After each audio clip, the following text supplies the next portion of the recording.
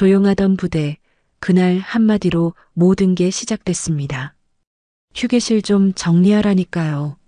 무심한 명령 한마디에 공기가 얼어붙었죠. 그녀는 미소로 대답했습니다. 정리는 사람부터 하셔야죠. 그리고 그날 저녁 그의 책상 위엔 이름 없는 명령서 한 장. 누군가가 그를 부르고 있었습니다. 자존심이 흔들리고 진실이 뒤집히고 그가 믿어온 규율이 무너져 내립니다. 과연 잘못된 건 그였을까요? 아니면 세상이 바뀐 걸까요? 그날 이후 전쟁은 밖이 아니라 마음속에서 시작됐습니다. 지금 사연 시작합니다. 2025년 봄 강원도 철원 8군단 사령부 건물 복도엔 이른 아침 햇살이 비스듬히 들어왔습니다. 한기석 중령은 언제나처럼 새벽 5시 반에 눈을 떴고 6시 정각에 사무실 문을 열었습니다. 군 생활 30년 그에게 규칙과 질서는 숨쉬는 것만큼이나 자연스러운 일이었습니다. 56세의 한기석은 젊은 시절부터 철저한 사람이었습니다. 훈련소 시절 동기들이 몰래 담배를 피우거나 외박을 어길 때도 그는 단 한 번도 규정을 어긴 적이 없었습니다. 그런 그를 보고 동기들은 돌쇠라고 놀렸지만 한기석은 개의치 않았습니다. 군대는 감정으로 움직이는 곳이 아니었으니까요. 명령과 복종, 질서와 규율. 이것이 그가 믿는 군의 전부였습니다. 그날도 한기석은 아침 점검을 시작했습니다. 복도를 걸으며 소화기 위치를 확인하고 비상구 표지판이 제대로 붙어 있는지 살폈습니다. 그러다 휴게실 앞을 지나칠 때였습니다. 문틈 사이로 웃음소리가 새어나왔습니다. 여군 병사 서너 명이 둘러앉아 커피를 마시며 이야기를 나누고 있었습니다. 한기석은 문을 벌컥 열었습니다. 이게 뭐야? 그의 목소리는 휴게실 전체를 울렸습니다. 여군 병사들은 깜짝 놀라 자리에서 일어났습니다. 여긴 카페야, 군대야? 커피잔이 왜 이렇게 널브러져 있어? 휴게실 좀 정리하라니까요. 테이블 위엔 컵 여러 개가 놓여 있었습니다. 설탕 봉지 몇 개도 흩어져 있었습니다. 한기석의 눈엔 그게 무질서 그 자체로 보였습니다. 군은 정돈되어야 했습니다. 흐트러짐은 곧 기강회의로 이어졌습니다. 그는 그렇게 배웠고 그렇게 살아왔습니다. 죄송합니다. 여군 병사들이 황급히 컵을 치우기 시작했습니다.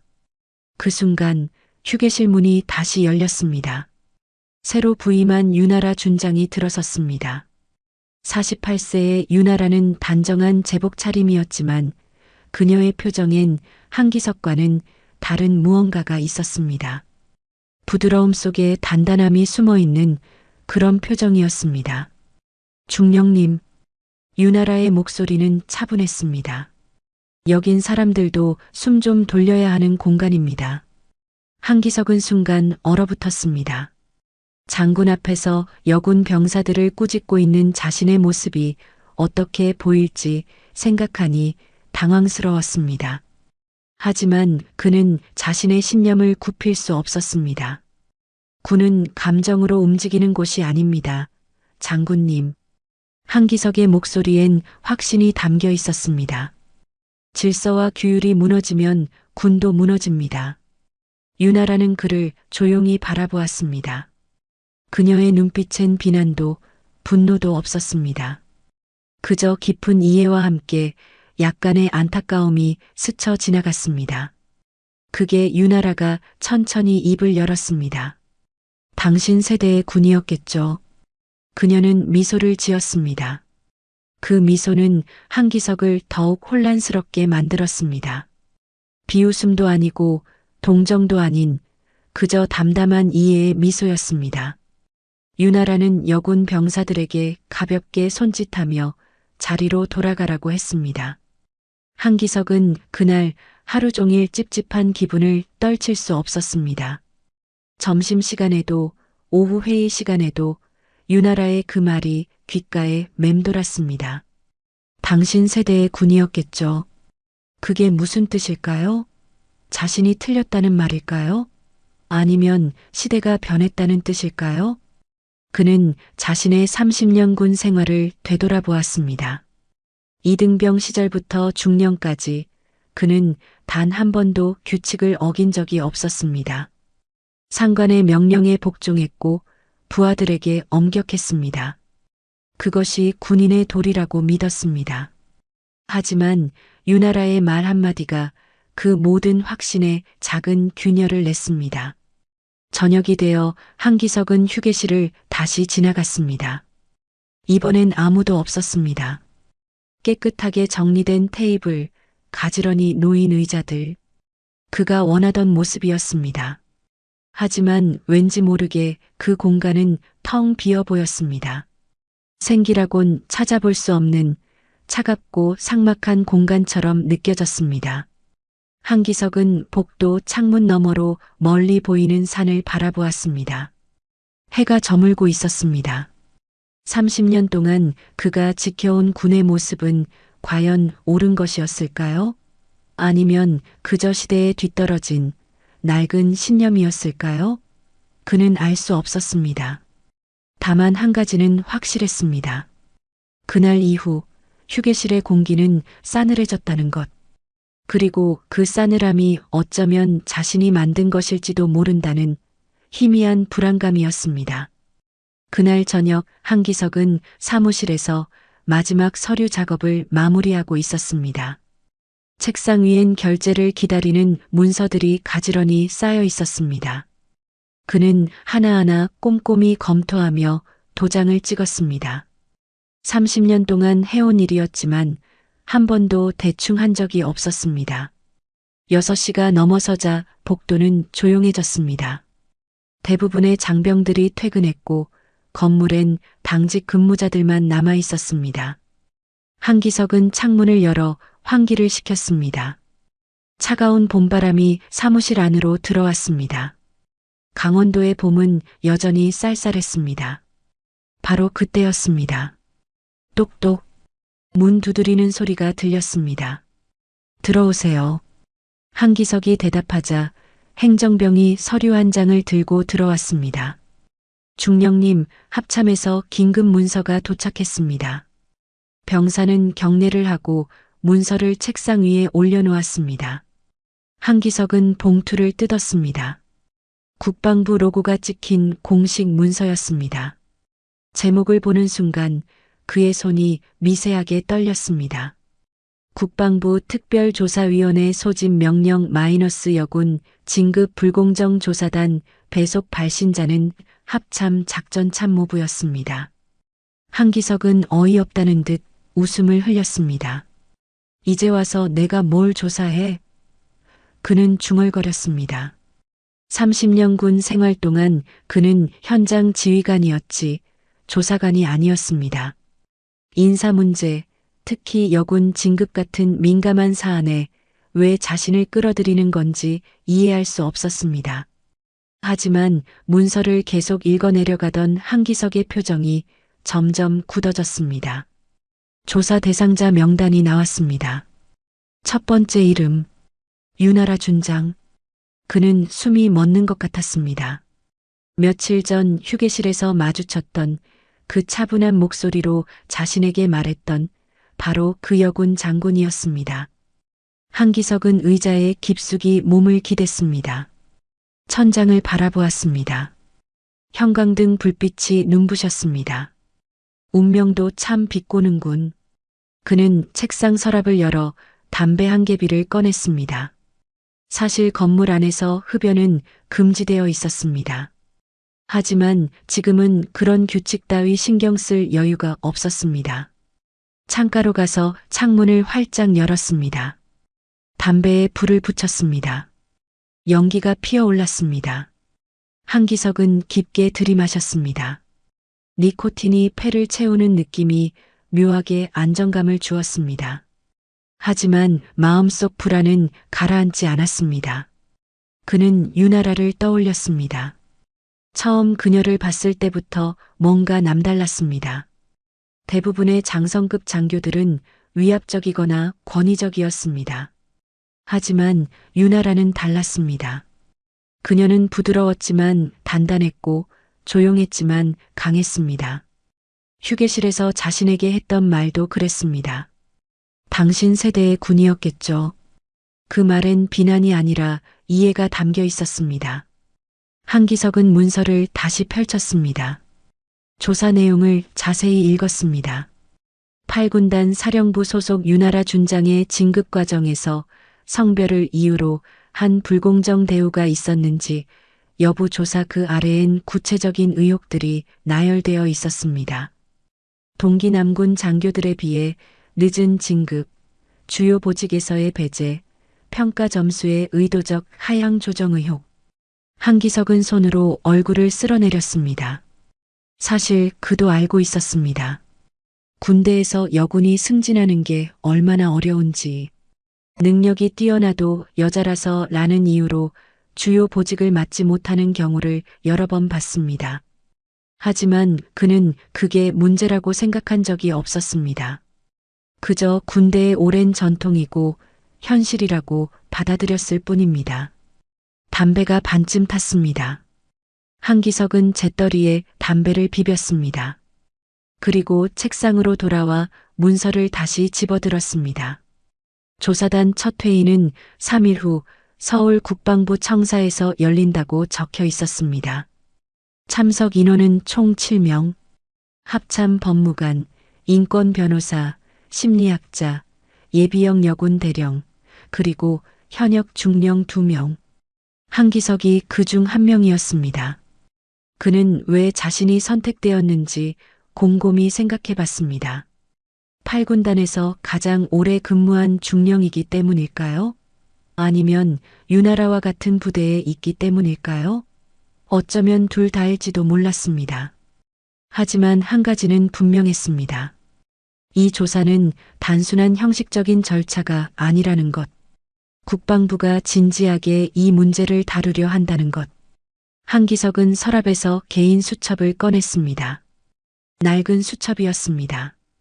이등병 때부터 써온 것이었습니다. 그는 펜을 들어 오늘 날짜를 적었습니다. 그리고 그 아래 짧게 썼습니다. 조사단 배속, 유나라 준장건. 글씨가 평소보다 삐뚤어져 있었습니다. 창밖엔 어둠이 내려앉고 있었습니다. 멀리 병영 건물들에서 불빛이 하나둘 켜지기 시작했습니다. 한기석은 가방을 챙겼습니다. 오늘은 일찍 퇴근해야겠다고 생각했습니다. 집에 가서 생각을 정리할 시간이 필요했습니다. 복도를 걸어 나오는데 휴게실 불이 켜져 있었습니다. 한기석은 걸음을 멈췄습니다. 문틈 사이로 살짝 들여다봤습니다. 유나라 준장이 혼자 앉아 서류를 보고 있었습니다. 그녀는 안경을 쓰고 있었습니다. 집중해서 읽고 있는 모습이 진지했습니다. 한기석은 발걸음을 돌렸습니다. 지금 인사하는 건 적절하지 않다고 판단했습니다. 며칠 후면 그녀를 조사해야 하는 입장이 될 테니까요. 그는 조용히 건물을 빠져나왔습니다. 주차장으로 걸어가며 주머니 속 차 열쇠를 만졌습니다. 열쇠의 차가운 감촉이 손바닥에 와닿았습니다. 차에 시동을 걸었습니다. 엔진 소리가 조용히 울렸습니다.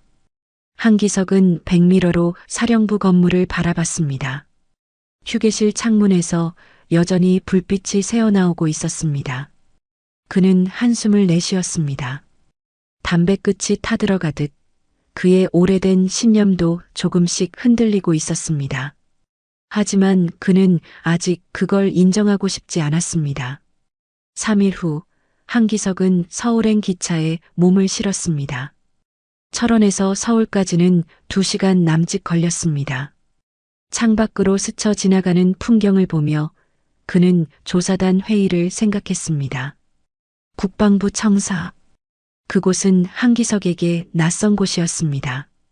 30년 군 생활 대부분을 현장에서 보냈던 그에게 서울의 본부는 먼 세계처럼 느껴졌습니다. 기차가 서울역에 도착했습니다. 한기석은 지하철로 갈아타고 용산으로 향했습니다. 국방부 청사는 용산 전쟁기념관 근처에 있었습니다. 건물 앞에 섰을 때 한기석은 잠시 멈춰 섰습니다. 높이 솟은 건물이 압도적이었습니다. 그는 정문을 지나 신분증을 제시하고 방문증을 받았습니다. 엘리베이터를 타고 5층으로 올라갔습니다. 복도는 깨끗하고 조용했습니다. 안내판을 따라 회의실로 향했습니다. 문패엔 특별조사위원회 마이너스 여군 진급 불공정 조사단이라고 적혀 있었습니다.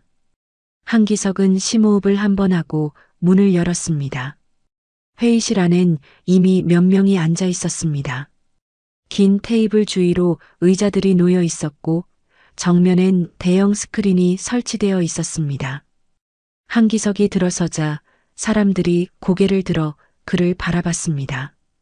한기석 중령이십니까? 한 남자가 일어서며 물었습니다. 네, 맞습니다. 한기석이 대답했습니다. 반갑습니다. 저는 합참 법무관 이진수 대령입니다. 남자가 악수를 청했습니다. 한기석은 그의 손을 잡았습니다. 이진수는 40대 초반으로 보였습니다. 안경을 쓴 지적인 인상이었습니다. 이쪽에 앉으시죠. 이진수가 빈 자리를 가리켰습니다. 한기석은 자리에 앉았습니다. 그의 옆자리엔 젊은 여성이 앉아 있었습니다. 그녀는 한기석에게 명함을 건넸습니다. 안녕하세요. 심리학자 김수연입니다. 한기석은 명함을 받아들었습니다. 김수연은 30대 중반쯤 되어 보였습니다.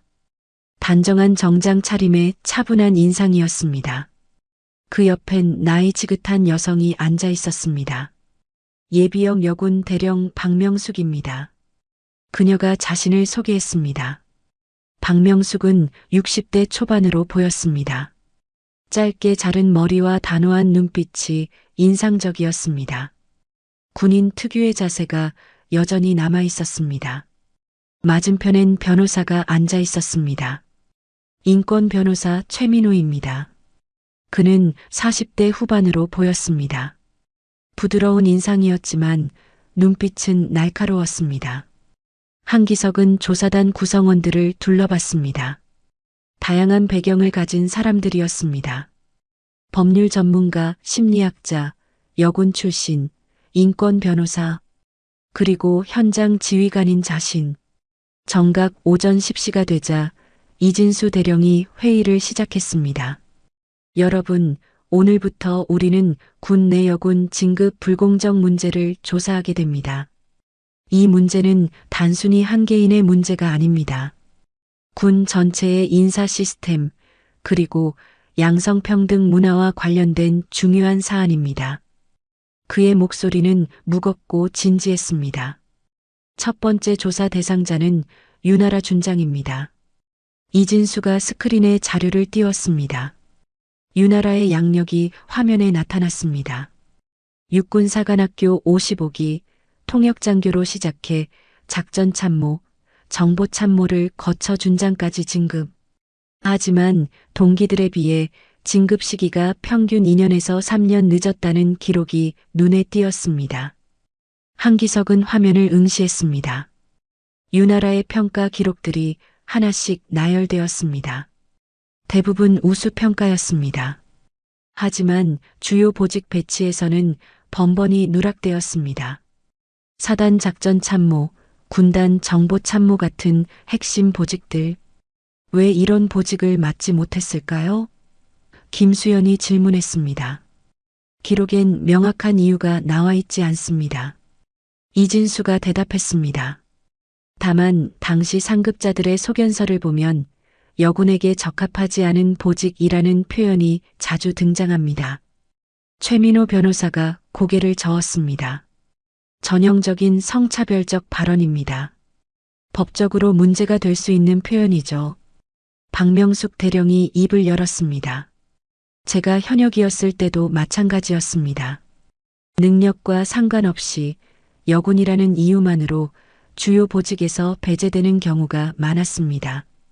저 역시 그런 경험을 했고요. 그녀의 목소리엔 오랜 세월 쌓인 서운함이 묻어났습니다. 한기석은 말없이 자료를 바라봤습니다. 사실 그도 비슷한 생각을 했던 적이 있었습니다. 작전 현장은 체력적으로 힘들고 위험한 곳이니 여군보다는 남군이 맞는 게 낫다고. 그게 차별이 아니라 현실적인 판단이라고 생각했습니다. 하지만 지금 이 자리에서 그런 생각들이 차별이었다는 걸 깨닫기 시작했습니다. 오후 2시에 유나라 준장이 직접 이곳에 오십니다. 이진수가 말했습니다. 그녀의 진술을 듣고 질문하는 시간을 가지겠습니다. 한기석은 시계를 봤습니다. 4시간 후였습니다. 그는 긴장되기 시작했습니다. 며칠 전 휴게실에서 마주쳤던 그 여군 장군을 이제 조사관 입장에서 마주해야 했습니다. 점심시간이 되어 조사단 구성원들은 청사식당으로 이동했습니다. 한기석은 김수연 옆에 앉았습니다. 식판에 밥과 반찬을 담으며 김수연이 말을 걸었습니다. 중령님은 유나라 준장을 개인적으로 아시나요? 한기석은 고개를 끄덕였습니다. 같은 부대에 있습니다. 하지만 깊이 아는 건 아닙니다. 첫인상은 어떠셨어요? 김수연이 물었습니다. 한기석은 잠시 생각했습니다. 강한 사람입니다. 하지만 부드럽기도 하고요. 처음 보는 유형이었습니다. 김수연은 고개를 끄덕이며 밥을 먹었습니다.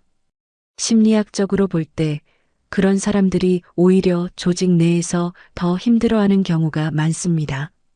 강해 보여서 배려받지 못하고 부드러워서 무시당하기도 하거든요.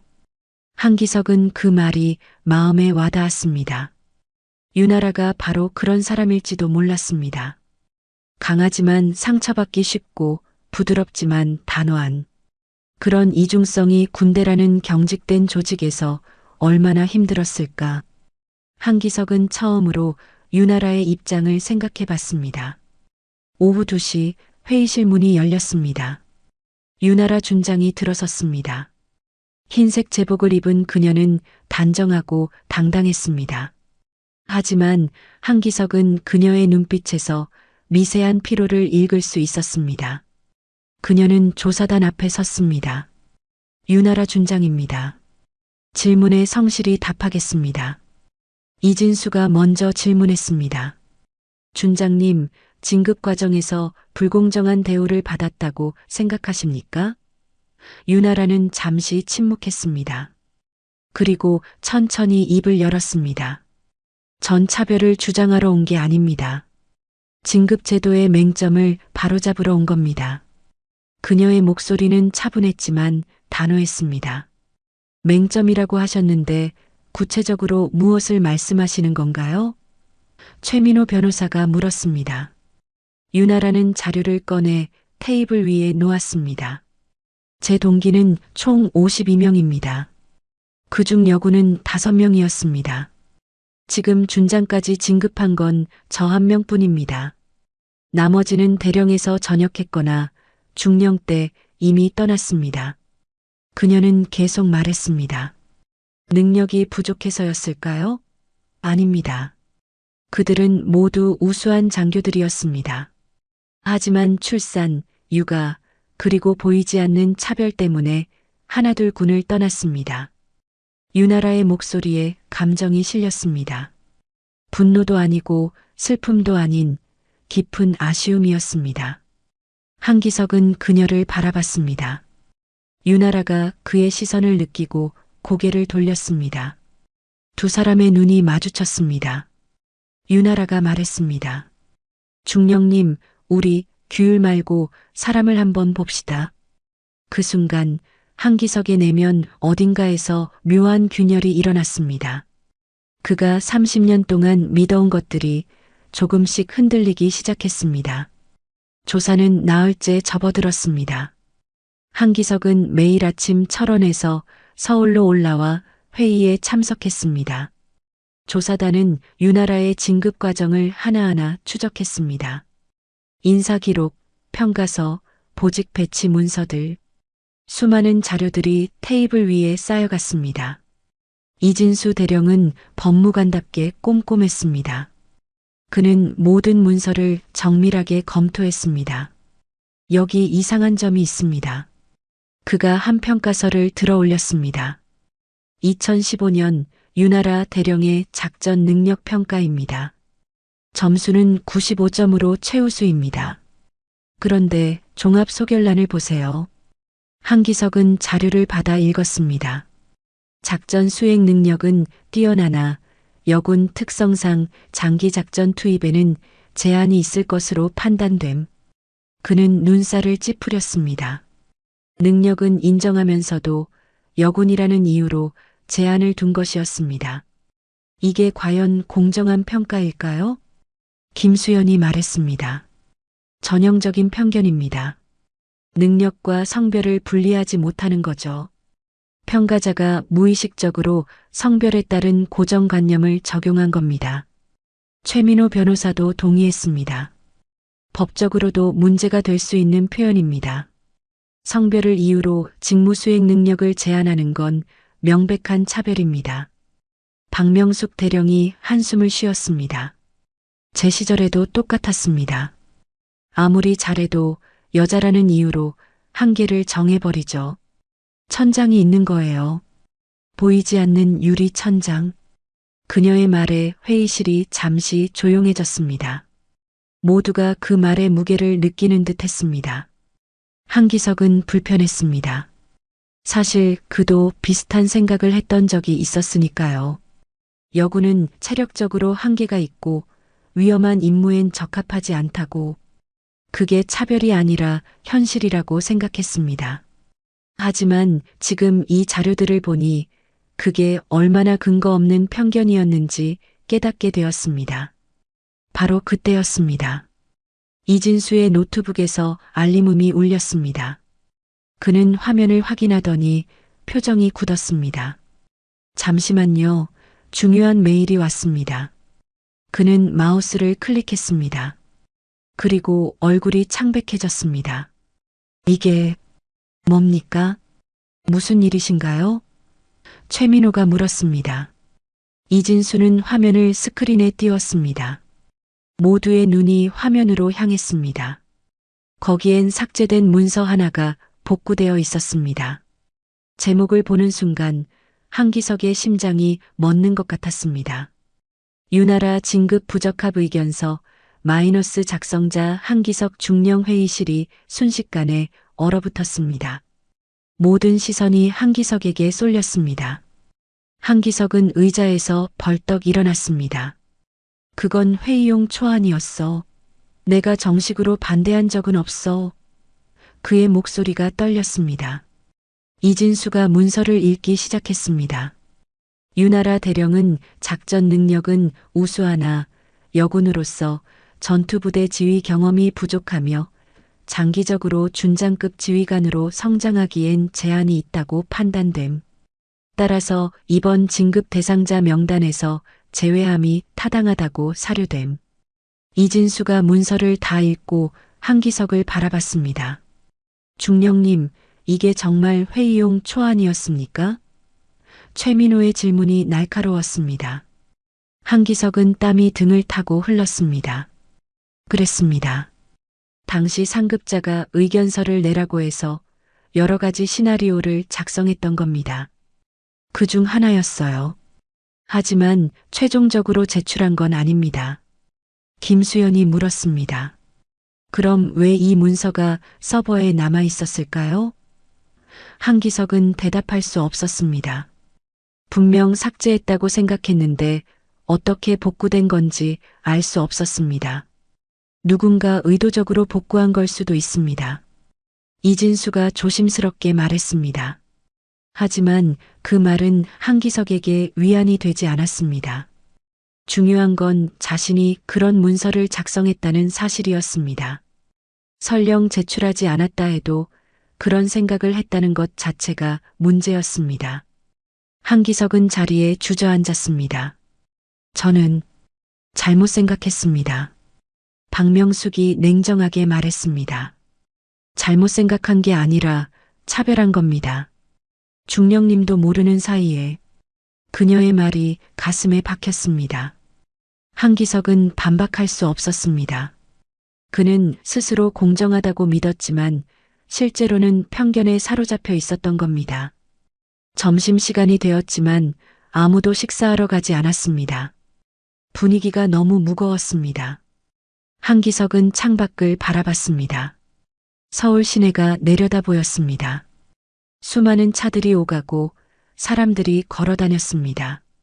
세상은 계속 돌아가는데 자신의 세계는 무너지고 있었습니다. 오후가 되어 이진수가 말했습니다. 이 문서의 출처를 확인해야 합니다. 누가, 언제, 왜 복구했는지 알아야 합니다. 그는 법무관실에 전화를 걸어 디지털 포렌식 팀을 요청했습니다. 내일까지 결과가 나올 겁니다. 한기석은 사무실을 나와 복도를 걸었습니다. 화장실로 향했습니다. 세면대에 찬물을 받아 얼굴을 씻었습니다. 거울에 비친 자신의 얼굴이 낯설었습니다. 56년을 살아온 얼굴, 30년을 군인으로 살아온 얼굴. 하지만 지금 그 얼굴은 지쳐 보였습니다. 그날 저녁 언론이 움직이기 시작했습니다. 어디선가 정보가 흘러나간 것이었습니다. 여군 진급방해 사건, 현직 중령 연루라는 제목의 기사가 인터넷에 올라왔습니다. 기사엔 한기석의 이름은 나오지 않았지만 군 내부에선 이미 소문이 퍼지고 있었습니다. 한기석은 철원으로 돌아오는 기차 안에서 휴대폰을 꺼냈습니다. 메시지가 여러 개 와 있었습니다. 동기들, 후배들, 심지어 상급자까지 모두 같은 내용이었습니다. 무슨 일입니까? 사실인가요? 해명이 필요합니다. 한기석은 휴대폰을 꺼버렸습니다. 기차 창밖엔 어둠이 깔려 있었습니다. 한기석은 자신의 얼굴이 창유리에 비치는 걸 봤습니다. 그는 유나라를 떠올렸습니다. 그녀가 이 소식을 들으면 어떤 기분일까요? 배신감? 분노? 아니면 실망? 한기석은 알 수 없었습니다. 다만 한 가지는 확실했습니다. 자신의 규율이 한 사람의 삶을 짓눌렀다는 것. 그리고 그 무게가 이제야 자신에게 돌아왔다는 것. 철원역에 도착했을 때 밤은 깊어 있었습니다. 한기석은 택시를 타고 숙소로 향했습니다. 창밖으로 보이는 거리는 조용했습니다. 가로등 불빛만이 외롭게 빛나고 있었습니다. 한기석은 눈을 감았습니다. 내일은 어떤 일이 벌어질까요? 그는 두려웠습니다. 하지만 동시에 이제라도 진실을 마주해야 한다는 걸 알고 있었습니다. 며칠이 흘렀습니다. 한기석의 문서 파일 유출 사건은 순식간에 언론의 주목을 받았습니다. 처음엔 작은 인터넷 기사였지만 곧 주요 방송사들이 다루기 시작했습니다. 군내 여군 차별 실태 진급방해 의혹 같은 제목들이 뉴스를 장식했습니다.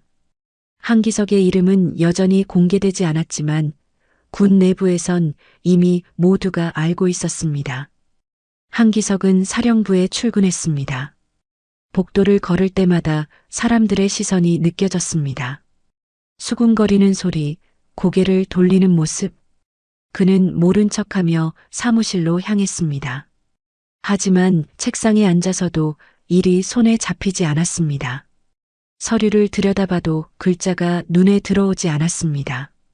점심시간이 되었습니다.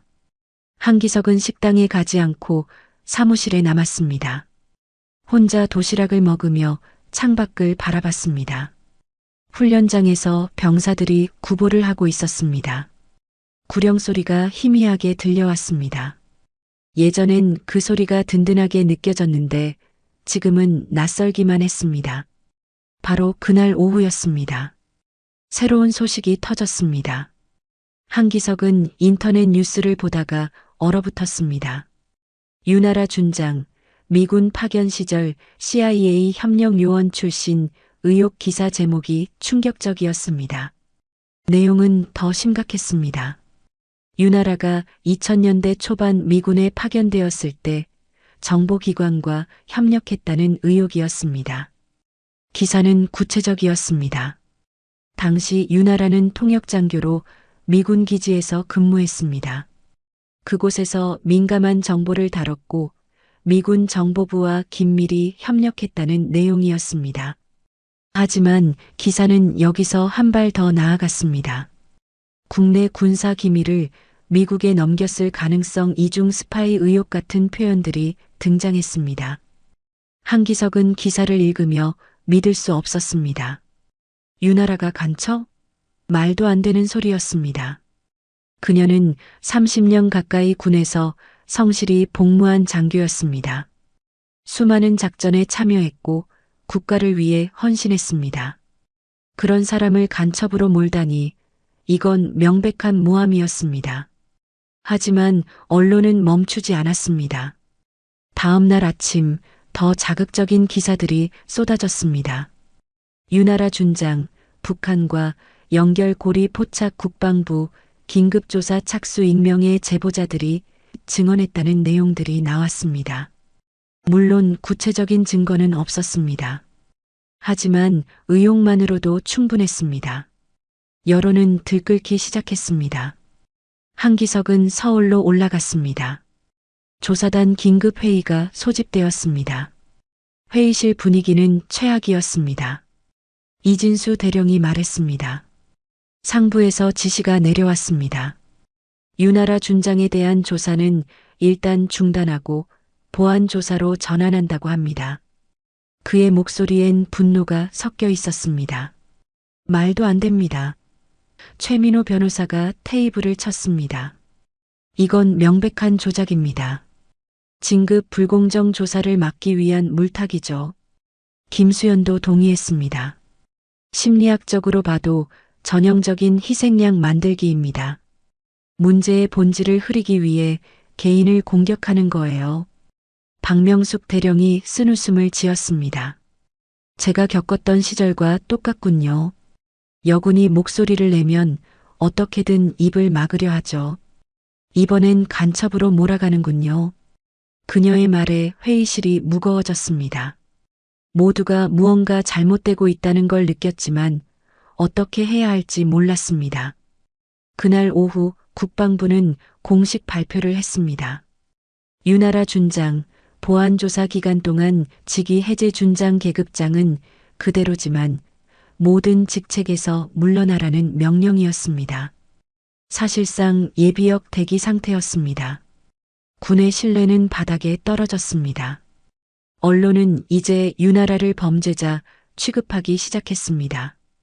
한기석은 그날 저녁 늦게까지 청사에 남아 있었습니다. 조사단은 해산 위기에 놓였습니다. 상부에서 압력이 들어왔기 때문입니다. 더 이상 조사할 필요 없다. 윤아라건은 보안부서에서 처리한다. 명령은 명확했습니다. 조사단은 손을 떼라는 것이었습니다. 한기석이 건물을 나서려는데 복도 끝에서 누군가 걸어오고 있었습니다. 윤아라였습니다. 그녀는 사복 차림이었습니다. 제복을 벗은 모습이 낯설었습니다. 두 사람은 복도 한가운데서 마주쳤습니다. 잠시 침묵이 흘렀습니다. 윤 장군. 한기석이 먼저 입을 열었습니다. 내가 뭘 해야 합니까? 그의 목소리는 떨렸습니다. 윤아라는 그를 담담히 바라봤습니다. 그녀의 눈엔 분노도 원망도 없었습니다. 그저 깊은 피로만이 가득했습니다. 이제라도 진짜 군인이 되어주세요. 윤아라가 조용히 말했습니다. 규율을 지키는 게 아니라 정의를 지키는 군인으로. 그녀는 잠시 말을 멈췄습니다. 그리고 다시 입을 열었습니다. 전 괜찮습니다. 이미 각오했던 일이에요. 하지만 중령님은 아직 선택할 수 있어요. 윤아라는 미소를 지었습니다. 처음 휴게실에서 봤던 그 차분한 미소였습니다. 제가 믿었던 군은 이런 곳이 아니었어요. 중령님도 그렇게 믿고 계시겠죠? 그녀는 한기석의 어깨를 가볍게 두드렸습니다. 그 믿음을 지켜주세요. 제목까지. 유나라는 돌아서서 걸어갔습니다. 복도 끝으로 사라지는 그녀의 뒷모습을 보며 한기석은 가슴이 무너지는 것 같았습니다. 그는 벽에 기대섰습니다. 눈을 감았습니다. 유나라의 말이 귓가에 맴돌았습니다. 정의를 지키는 군인으로. 며칠 후 한기석에게도 통보가 왔습니다. 조사 기밀 누설 의혹으로 직무정지 처분 누군가 한기석이 언론에 정보를 흘렸다고 제보한 것이었습니다. 물론 사실이 아니었습니다. 하지만 증명할 방법이 없었습니다. 한기석 역시 유나라처럼 조직의 희생양이 되어가고 있었습니다. 한기석은 사무실 책상을 정리했습니다. 30년 동안 모아온 것들을 상자에 담았습니다. 표창장, 기념 메달, 동기들과 찍은 사진들. 모든 게 추억이 되어버렸습니다. 그는 마지막으로 사무실을 둘러봤습니다. 이제 이곳에 돌아올 수 있을까요? 그는 알 수 없었습니다. 집으로 돌아오는 길, 한기석은 멍하니 차를 몰았습니다. 모든 것이 무너졌습니다. 30년 쌓아온 커리어, 동료들의 신뢰, 자신의 명예, 모두 사라져버렸습니다. 그는 신호등 앞에서 차를 멈췄습니다. 빨간불이 켜져 있었습니다. 한기석은 고개를 떨구고 한숨을 내쉬었습니다. 신호등이 파란불로 바뀌었지만 그는 한참 동안 출발하지 못했습니다. 뒤에서 경적 소리가 울렸습니다. 한기석은 그제야 정신을 차리고 엑셀을 밟았습니다. 집에 도착했을 때 해는 이미 저물고 있었습니다. 한기석은 현관문을 열고 들어갔습니다. 텅 빈 집. 홀로 사는 그에게 집은 쉬는 공간이 아니라 그저 잠을 자는 곳이었습니다. 그는 소파에 주저앉았습니다. 천장을 바라봤습니다. 모든 것이 끝났다는 생각이 들었습니다. 직무정지 일주일째 되던 날, 한기석은 집 안에만 틀어박혀 있었습니다. 외출할 이유도 의욕도 없었습니다. 아침에 일어나 커피를 마시고 뉴스를 보고 다시 소파에 누워 천장을 바라보는 게 전부였습니다. 휴대폰엔 연락이 오지 않았습니다. 동기들도 후배들도 모두 침묵했습니다. 한기석은 이미 끝난 사람이었습니다. 유나라에 대한 보도는 계속되었습니다. 매일같이 새로운 의혹이 제기되었습니다.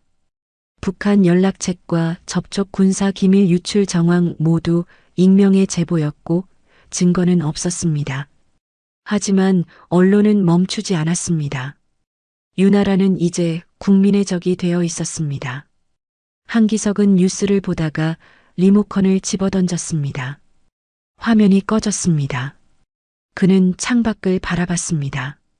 맑은 봄날이었습니다. 아이들이 놀이터에서 뛰어놀고 있었습니다. 웃음소리가 희미하게 들려왔습니다.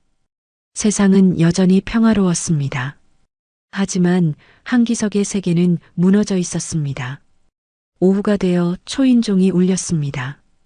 한기석은 일어나지 않았습니다. 누가 왔는지 궁금하지도 않았습니다. 초인종이 다시 울렸습니다. 그리고 또 울렸습니다. 한기석은 마지못해 일어나 현관으로 갔습니다. 문을 열자 우체부가 서 있었습니다. 등기우편입니다. 서명 부탁드립니다. 한기석은 서명을 하고 봉투를 받았습니다. 발신인 이름을 보는 순간 그의 손이 떨렸습니다. 유나라. 그녀가 편지를 보낸 것이었습니다. 한기석은 문을 닫고 소파로 돌아왔습니다. 봉투를 한참 동안 들여다봤습니다. 열어야 할까요? 열지 말아야 할까요? 결국 한기석은 봉투를 뜯었습니다. 안에는 손글씨로 쓴 편지가 들어 있었습니다. 유나라의 글씨는 단정했습니다. 또박또박 쓴 글씨를 보니 그녀의 얼굴이 떠올랐습니다. 한기석은 숨을 깊이 들이마시고 편지를 읽기 시작했습니다. 한기석 중령님께 이 편지를 읽고 계신다면 아마 힘든 시간을 보내고 계실 것 같습니다. 저도 마찬가지입니다. 모든 것을 잃었습니다. 30년 쌓아온 것들이 한순간에 무너졌습니다. 하지만 후회하지 않습니다. 제가 옳다고 믿는 길을 걸었으니까요. 한기석은 편지를 읽으며 눈시울이 뜨거워졌습니다. 유나라는 자신보다 훨씬 더 큰 고통을 받고 있었습니다. 간첩으로 몰려 명예를 잃고 군에서 쫓겨났습니다. 하지만 그녀는 후회하지 않는다고 했습니다. 한기석은 부끄러웠습니다. 자신은 작은 좌절에도 무너져 있는데 유나라는 여전히 당당했습니다. 편지는 계속되었습니다. 중령님, 진실은 언제나 기록보다 느리게 옵니다. 하지만 반드시 도착합니다. 지금은 거짓이 승리한 것처럼 보여도 언젠가 진실이 밝혀질 겁니다. 그때까지 견뎌야 합니다. 당신은 규율을 사랑했지만 이제 사람을 지켜주세요. 그게 진짜 군인의 길입니다. 한기석은 편지를 다 읽고 눈을 감았습니다. 사람을 지킨다. 그 말이 가슴 깊이 꽂혔습니다. 30년 동안 그는 규율을 지켰습니다. 명령에 복종했고 질서를 유지했습니다. 하지만 정작 사람은 지키지 못했습니다. 유나라를 지키지 못했고 다른 여군 장교들도 지키지 못했습니다. 규율을 지키느라 사람을 잃어버린 것입니다. 한기석은 서재로 갔습니다. 책장 한쪽에 오래된 상자가 있었습니다. 그는 상자를 꺼내 열었습니다. 안에는 30년 동안 모아온 기록들이 있었습니다. 훈련 일지, 작전 보고서, 인사평가서. 한기석은 하나하나 꺼내 읽기 시작했습니다. 2013년 평가서, 여군 대위 한 명에 대한 평가였습니다. 작전 수행 능력 우수 하나, 체력적 한계로 장기작전엔 부적합. 한기석은 눈살을 찌푸렸습니다. 2015년 평가서, 여군 특성상 전투부대 지휘는 제한적. 2017년 평가서, 출산 휴가로 인한 공백 우려. 한기석은 평가서들을 쌓아놓고 바라봤습니다. 모두 자신이 쓴 것들이었습니다. 당시엔 공정한 평가라고 생각했습니다. 하지만 지금 보니 명백한 차별이었습니다. 능력이 아니라 성별로 평가했던 것입니다. 한기석은 자신이 얼마나 많은 여군 장교들의 진급을 막았는지 깨달았습니다. 그는 평가서들을 삭제하고 싶었습니다. 없애버리고 싶었습니다. 하지만 유나라의 편지가 떠올랐습니다. 진실은 언제나 기록보다 느리게 옵니다. 한기석은 평가서들을 삭제하지 않기로 했습니다. 대신 그것들을 직면하기로 했습니다. 자신의 잘못을 인정하고 바로잡기로 했습니다. 한기석은 노트북을 켰습니다. 새 문서를 열었습니다. 그리고 제목을 적었습니다. 군내 여군 차별 실태 보고서 마이너스 작성자 한기석. 그는 타이핑을 시작했습니다. 자신이 목격했던 차별들, 자신이 저질렀던 잘못들 모두 솔직하게 적었습니다. 손가락이 키보드 위에서 멈추지 않았습니다. 밤이 깊어갔습니다.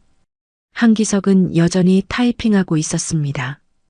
커피를 여러 잔 마셨습니다. 눈이 충혈되었습니다. 하지만 멈출 수 없었습니다. 30년 동안 쌓인 것들을 토해내듯 그는 계속 글을 썼습니다. 새벽 4시가 되어서야 한기석은 타이핑을 멈췄습니다. 문서는 50페이지가 넘었습니다. 그는 처음부터 끝까지 다시 읽었습니다. 자신의 잘못, 군의 문제, 바뀌어야 할 것들, 모든 게 담겨 있었습니다. 한기석은 파일을 저장했습니다. 하지만 이 문서를 어떻게 해야 할까요? 누구에게 보내야 할까요? 상부에 보내면 묵살당할 것입니다. 언론에 보내면 또 다른 논란이 될 것입니다. 한기석은 고민했습니다. 그러다 한 사람이 떠올랐습니다. 이진수 대령, 조사단 책임자였던 그라면 이 자료를 제대로 활용할 수 있을 것입니다. 한기석은 메일을 작성했습니다. 제목은 간단했습니다. 진실을 위하여 본문엔 짧은 글을 적었습니다. 대령님, 제가 목격하고 경험한 것들을 정리했습니다. 이 자료가 조사에 도움이 되길 바랍니다. 한기석 올림. 그는 파일을 첨부하고 전송 버튼을 눌렀습니다. 메일이 발송되었습니다. 한기석은 노트북을 덮었습니다.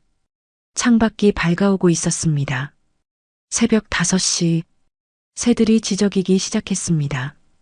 한기석은 소파에 누워 눈을 감았습니다. 오랜만에 마음이 조금 편해졌습니다. 아직 모든 게 해결된 건 아니지만 적어도 첫걸음은 뗀 것 같았습니다. 다음 날 오후 한기석의 휴대폰이 울렸습니다. 이진수 대령이었습니다. 중령님, 자료 잘 받았습니다. 놀랍습니다. 이 정도로 구체적인 증언은 처음입니다. 이진수의 목소리엔 흥분이 섞여 있었습니다. 이 자료로 조사를 재개할 수 있을 것 같습니다. 한기석은 물었습니다. 정말 가능합니까? 상부에서 막지 않을까요? 이진수가 대답했습니다. 쉽지 않을 겁니다. 하지만 시도는 해봐야죠. 중령님이 용기를 내셨으니 저도 해보겠습니다. 통화를 끝내고 한기석은 창밖을 바라봤습니다. 햇살이 따뜻하게 들어왔습니다. 봄이 깊어가고 있었습니다. 일주일 후 한기석은 이진수 대령으로부터 긴급 연락을 받았습니다. 중령님, 서울로 올라오실 수 있습니까? 중요한 발견이 있습니다. 한기석은 망설이지 않았습니다. 직무정지 상태였지만 더 이상 숨어 있을 수는 없었습니다. 그는 옷을 갈아입고 집을 나섰습니다. 서울로 가는 기차 안에서 한기석은 창밖을 바라봤습니다. 들판엔 봄꽃이 만발했습니다. 새로운 생명이 움트는 계절이었습니다. 한기석도 새로 시작하고 있었습니다. 30년 동안 믿었던 것들을 내려놓고 진짜 중요한 것을 찾아가고 있었습니다. 국방부 청사에 도착하자 이진수가 로비에서 기다리고 있었습니다. 빨리 오세요. 그는 한기석을 데리고 지하로 내려갔습니다. 디지털 포렌식 연구실이었습니다. 컴퓨터들이 빼곡히 들어차 있고 기술자들이 분주히 움직이고 있었습니다. 여길 보십시오. 이진수가 한 컴퓨터 화면을 가리켰습니다. 화면엔 로그 파일들이 나열되어 있었습니다. 중령님이 작성했던 유나라 준장 부적합 의견서 기억하시죠? 한기석은 고개를 끄덕였습니다. 잊을 수 없었습니다. 그 문서가 모든 문제의 시작이었으니까요. 이 파일의 접속 기록을 추적했습니다. 이진수가 마우스를 클릭했습니다. 상세한 로그가 나타났습니다. 중령님이 파일을 삭제한 건 2015년 4월 15일입니다. 하지만 이 파일이 복구된 건 불과 한 달 전입니다. 2025년 3월 20일. 한기석은 화면을 뚫어지게 바라봤습니다. 누가 복구했습니까? 이진수가 다음 화면을 띄웠습니다. IP 주소를 추적한 결과 국방부 방산사업과 컴퓨터에서 접속한 것으로 나타났습니다. 한기석은 숨이 막혔습니다. 방산사업가요? 이진수는 고개를 끄덕였습니다. 네, 그리고 더 놀라운 게 있습니다. 그는 다른 파일을 열었습니다. 유나라 준장을 간첩으로 모는 익명 제보들 기억하시죠? 그 제보들의 출처도 추적했습니다. 모두 같은 곳에서 나왔습니다. 방산사업가와 연결된 민간 로비 회사였습니다. 한기석은 의자에 주저앉았습니다. 왜 그런 짓을 한 겁니까? 이진수가 또 다른 문서를 꺼냈습니다. 작년 말 유나라 준장이 정보참모로 근무할 때 작성한 보고서입니다. 제목이 뭔지 아십니까? 방산비리 의혹 업체 명단 및 조사 필요성. 모든 게 연결되었습니다. 유나라는 방산비리를 조사하려 했습니다. 그래서 그들이 그녀를 제거하려 한 것입니다. 진급 불공정 조사가 시작되자 더 큰 음모로 그녀를 간첩으로 몰아 입을 막으려 한 것이었습니다. 한기석은 분노가 치밀어 올랐습니다. 우리가 뭘 할 수 있습니까? 한기석이 물었습니다. 이진수가 단호하게 말했습니다. 진실을 밝혀야 합니다. 이 증거들을 가지고 검찰에 고발하겠습니다. 그리고 언론에도 공개하겠습니다. 더 이상 숨길 수 없습니다. 한기석은 고개를 끄덕였습니다. 저도 함께 하겠습니다. 이진수가 한기석의 어깨를 잡았습니다. 중령님, 이건 쉬운 싸움이 아닙니다. 상대는 권력과 돈을 가진 사람들입니다. 우리가 이기지 못할 수도 있습니다. 한기석은 웃었습니다. 이미 잃을 건 다 잃었습니다. 이제 지킬 건 양심뿐입니다. 그날 저녁 조사단은 긴급 회의를 열었습니다. 최민호 변호사, 김수연 심리학자, 박명숙 대령 모두 모였습니다. 이진수가 발견한 증거들을 공유했습니다. 모두 충격을 받았습니다. 이건 국가적 범죄입니다. 최민호가 중얼거렸습니다. 우리가 이 사실을 공개하면 어떻게 될까요? 김수연이 물었습니다. 박명숙이 대답했습니다. 큰 파문이 일어날 겁니다. 군뿐만 아니라 정치권, 재계까지 흔들릴 것입니다. 하지만 해야 합니다. 이대로 두면 또 다른 희생자가 생길 테니까요. 한기석이 입을 열었습니다. 제가 기자회견을 하겠습니다. 모두 그를 바라봤습니다. 저는 직무정지 상태입니다. 이미 군에서 밀려난 사람입니다. 제가 나서는 게 가장 안전합니다. 이진수가 말했습니다. 중령님, 그렇게 되면 복귀는 어려울 수 있습니다. 한기석은 담담하게 말했습니다. 복귀가 중요한 게 아닙니다. 진실이 중요합니다. 유나라 준장의 명예를 되찾아주는 게 중요합니다. 최민호가 물었습니다. 각오되셨습니까? 한기석은 고개를 끄덕였습니다. 네, 각오했습니다. 이틀 후 국방부 청사 앞 기자회견장. 수십 명의 기자들이 몰려들었습니다. 카메라가 빛났고 마이크들이 한기석을 향했습니다. 한기석은 단 위에 섰습니다. 심장이 빠르게 뛰었습니다. 하지만 목소리는 떨리지 않았습니다. 저는 한기석 중령입니다. 오늘 이 자리에 선 건 진실을 말하기 위해서입니다. 한기석은 준비한 원고를 꺼냈습니다. 군의 명예는 거짓에서 시작되지 않습니다. 유나라 준장은 간첩이 아닙니다. 그녀는 우리가 잃어버린 양심입니다. 한기석은 증거 자료들을 공개했습니다. 파일 복구 기록, 익명 제보의 출처, 방산비리 의혹, 모든 것을 낱낱이 밝혔습니다. 기자들은 놀라움에 숨을 죽였습니다. 플래시가 터지고 키보드 두드리는 소리가 요란했습니다. 저 역시 잘못을 저질렀습니다. 한기석의 목소리가 낮아졌습니다. 유나라 준장을 차별했고 많은 여군 장교들의 진급을 막았습니다. 그건 제 잘못입니다. 사과드립니다. 그는 깊게 고개를 숙였습니다. 56년을 살며 처음으로 진심으로 사과하는 순간이었습니다. 하지만 이제라도 바로잡으려 합니다. 한기석은 고개를 들었습니다. 군은 규율만으로 움직이는 곳이 아닙니다. 정의와 양심으로 움직이는 곳입니다. 우리가 지켜야 할 건 명령이 아니라 사람입니다. 오늘 저는 그걸 지키기 위해 이 자리에 섰습니다. 기자회견은 1시간 넘게 이어졌습니다. 수많은 질문들이 쏟아졌습니다. 한기석은 하나하나 성실하게 답했습니다. 더 이상 숨기지 않았습니다. 모든 것을 털어놓았습니다. 그날 저녁 뉴스는 한기석의 폭로로 도배되었습니다. 군 방산비리 은폐 위에 여군 장군 모함 유나라 준장 간첩설은 조작 한기석 중령, 양심선언 여론이 들끓었습니다. 국방부는 긴급회의를 소집했고 검찰은 수사에 착수했습니다. 거대한 파문이 일어났습니다. 한기석은 그날 밤 혼자 한강변을 걸었습니다.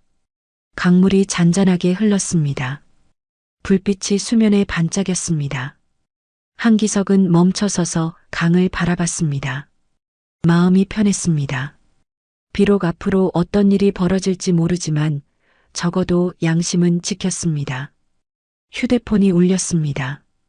번호를 보니 유나라였습니다. 한기석은 전화를 받았습니다. 여보세요. 유나라의 목소리가 들렸습니다. 중령님, 뉴스 봤습니다. 고맙습니다. 그녀의 목소리는 떨리고 있었습니다. 울고 있는 것 같았습니다. 한기석은 말했습니다. 사과해야 할 사람은 접니다. 장군님. 제가 진작 나섰어야 했는데. 유나라가 말을 끊었습니다. 아닙니다. 중령님은 용기를 내셨어요. 그게 중요한 겁니다. 이제라도 해주셔서 감사합니다. 두 사람은 잠시 침묵했습니다. 하지만 그 침묵은 따뜻했습니다. 한기석의 폭로 이후 세상은 빠르게 움직이기 시작했습니다. 검찰은 방산비리 의혹 업체들을 전격 수사했고 국방부 방산사업과 관계자들이 줄줄이 소환되었습니다. 언론은 매일 새로운 진실들을 보도했습니다. 유나라를 간첩으로 몰았던 익명 제보자들의 정체가 하나둘 드러났습니다. 모두 방산 로비스트들이었습니다. 한 달이 지났습니다. 검찰 조사 결과가 발표되었습니다.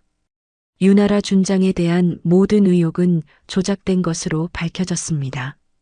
그녀는 결백했습니다. 오히려 방산비리를 막으려 했던 용감한 군인이었습니다. 국방부는 공식 사과문을 발표했고 유나라의 직위 해제를 즉시 취소했습니다. 한기석은 여전히 직무정지 상태였습니다. 하지만 그는 개의치 않았습니다. 매일 아침 일어나 공원을 산책했습니다. 오후엔 도서관에 가서 책을 읽었습니다. 저녁엔 집에서 요리를 했습니다. 30년 만에 처음으로 자신만의 시간을 가졌습니다. 군인이 아닌 한 사람으로서의 시간이었습니다. 어느 날 오후 한기석의 휴대폰이 울렸습니다. 국방부 인사참모부였습니다. 한기석 중령님, 복귀 명령이 내려왔습니다. 내일 오전 10시까지 국방부로 출근해 주시기 바랍니다. 한기석은 놀랐습니다. 복귀라니. 그는 이미 군을 떠날 각오를 했었는데 다시 돌아가라는 것이었습니다. 다음 날 한기석은 제복을 입었습니다. 오랜만에 입는 군복이 어색하면서도 익숙했습니다. 거울을 보며 계급장을 만졌습니다. 중령, 이 계급장이 자신에게 무슨 의미일까요? 예전엔 자랑스러웠습니다. 하지만 이젠 책임처럼 느껴졌습니다. 한기석은 집을 나섰습니다. 국방부 청사에 도착하자 이진수 대령이 로비에서 기다리고 있었습니다. 중령님 환영합니다. 그는 악수를 청했습니다. 한기석은 그의 손을 잡았습니다. 복귀 명령이 난 줄 몰랐습니다. 이진수가 웃었습니다. 중령님이 진실을 밝혀주셨으니까요. 상부에서도 인정할 수밖에 없었습니다. 이진수는 한기석을 회의실로 안내했습니다. 문을 열자 안에 여러 사람들이 앉아 있었습니다. 조사단 구성원들이었습니다. 최민호 변호사, 김수연 심리학자, 박명숙 대령, 그리고 한 사람 더, 유나라 준장이었습니다. 그녀는 다시 제복을 입고 있었습니다. 깨끗하게 복건된 것이었습니다. 중령님, 유나라가 일어서며 말했습니다. 뵙게 되어 반갑습니다. 한기석은 경례를 했습니다. 유나라도 경례로 답했습니다. 두 사람의 눈이 마주쳤습니다. 유나라의 눈엔 감사와 존경이 담겨 있었습니다. 한기석은 부끄러웠습니다. 자신은 그럴 자격이 없다고 생각했습니다. 앉으시죠. 이진수가 말했습니다. 모두 자리에 앉았습니다. 이진수가 서류를 꺼냈습니다. 오늘 여러분을 모신 건 새로운 임무를 맡아주시길 부탁드리기 위해서입니다. 국방부는 군내 성평등 개선 태스크포스를 만들기로 했습니다. 여러분이 그 구성원이 되어주셨으면 합니다. 한기석은 놀랐습니다. 성평등 개선 태스크포스. 그는 평생 규율과 질서만 생각했던 사람이었습니다. 그런 자신이 성평등을 개선한다니 아이러니했습니다. 하지만 동시에 의미 있는 일이라고 생각했습니다. 자신이 저질렀던 잘못을 바로잡을 기회였습니다. 저 같은 사람도 할 수 있을까요? 한기석이 조심스럽게 물었습니다. 유나라가 대답했습니다. 중령님이야말로 꼭 필요한 분입니다. 변화는 깨달은 사람에게서 시작되니까요. 박명숙도 동의했습니다. 현장을 아는 사람이 필요합니다. 중령님처럼 30년을 군에서 보낸 분이 바로 그런 사람입니다. 한기석은 고개를 끄덕였습니다. 제가 할 수 있는 일이라면 최선을 다하겠습니다. 이진수가 웃었습니다. 첫 번째 임무는 8군단 사령부입니다. 중령님이 근무하시던 곳이죠. 거기서부터 변화를 시작하려 합니다.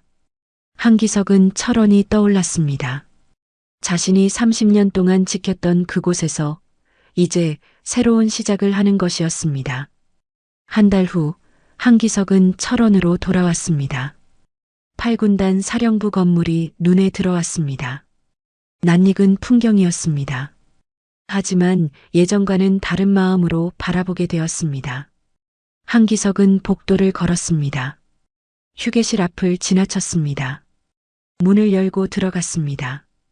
휴게실은 깨끗하게 정리되어 있었습니다. 하지만 예전처럼 삭막하지 않았습니다.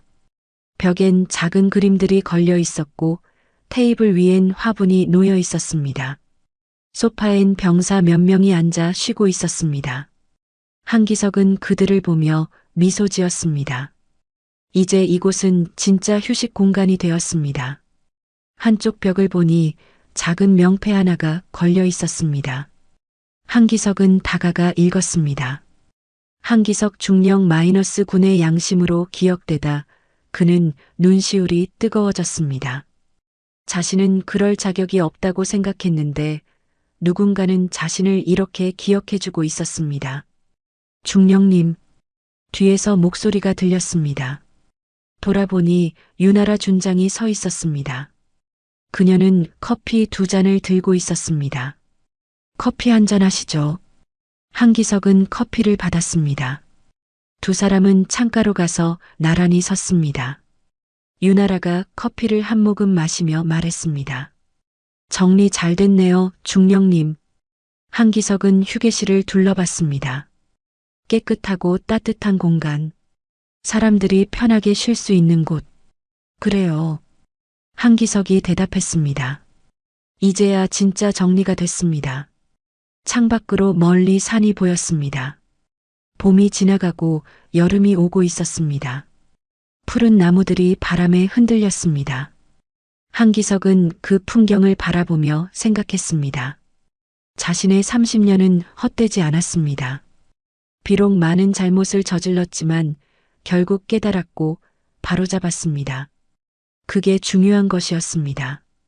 중령님, 유나라가 조용히 말했습니다. 고맙습니다. 제게 용기를 주셔서. 한기석은 고개를 저었습니다. 아닙니다. 오히려 제가 감사합니다. 장군님이 제게 진짜 군인이 뭔지 가르쳐 주셨으니까요. 유나라는 미소 지었습니다. 따뜻하고 평화로운 미소였습니다. 두 사람은 한동안 말없이 창밖을 바라봤습니다. 햇살이 따스했습니다. 휴게실엔 웃음소리가 들렸습니다.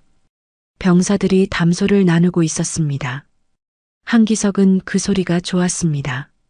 예전엔 소음으로 들렸지만 이젠 생기로 느껴졌습니다. 한기석은 커피를 마지막 한 모금 마셨습니다. 이제 시작입니다. 그가 말했습니다. 바꿔야 할 게 많습니다. 오래 걸릴 겁니다. 유나라가 고개를 끄덕였습니다. 천천히 가면 됩니다. 중요한 건 방향이니까요. 우리가 올바른 방향으로 가고 있다는 것. 한기석은 명패를 다시 한번 바라봤습니다. 군의 양심으로 기억되다 그는 이 문구가 부담스러우면서도 감사했습니다. 양심. 그것이야말로 진짜 군인이 가져야 할 것이었습니다. 규율보다 명령보다 계급보다 중요한 것. 한기석은 이제야 그걸 알았습니다. 저녁이 되어 한기석은 사령부를 나섰습니다. 주차장으로 걸어가며 뒤를 돌아봤습니다. 건물에 불이 하나둘 켜지고 있었습니다. 휴게실 창문도 환하게 빛났습니다. 한기석은 차에 올라탔습니다. 시동을 걸고 천천히 출발했습니다. 집으로 가는 길, 한기석은 라디오를 켰습니다. 뉴스가 나왔습니다. 국방부 여군 진급제도 개선안 발표 성평등 실현을 위한 군 문화혁신 추진 한기석의 폭로 이후 군은 변하기 시작했습니다. 느리지만 확실하게. 한기석은 그 변화의 일부가 되어 기뻤습니다. 신호등 앞에서 차를 멈췄습니다. 빨간불이 켜져 있었습니다. 한기석은 백미러로 자신의 얼굴을 봤습니다. 56세의 얼굴. 주름이 깊어졌고 흰머리가 늘었습니다. 하지만 눈빛은 예전보다 밝았습니다.